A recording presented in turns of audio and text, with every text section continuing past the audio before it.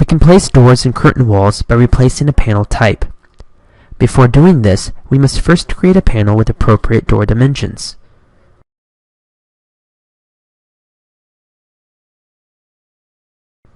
First, let's delete the mullions by selecting them, unpinning them, and finally deleting them.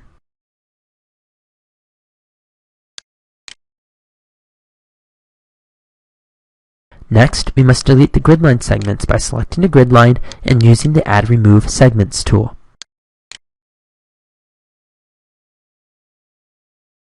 Once we have removed the desired mullions and grid line segments, we are left with a door-sized panel that we can turn into a door.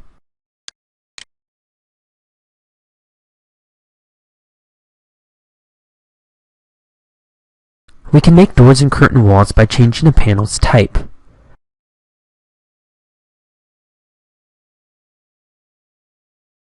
Let's select our door size panel after highlighting it with the Tab key. Next, let's review the available types.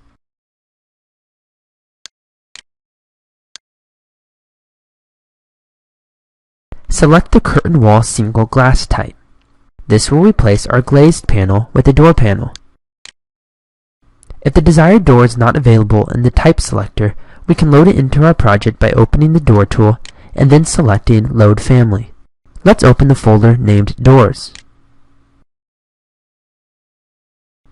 In this folder, we will notice that there are multiple curtain wall doors available. Let's select the curtain wall double glass element.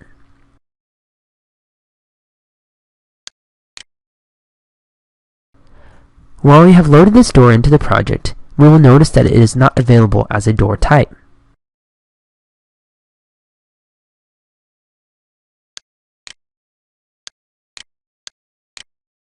After opening the Wall tool, the door can also not be found as a wall type. This is because curtain wall doors can only be placed by changing the type of an existing panel. After selecting the door, we are now able to locate the newly loaded door in the type selector.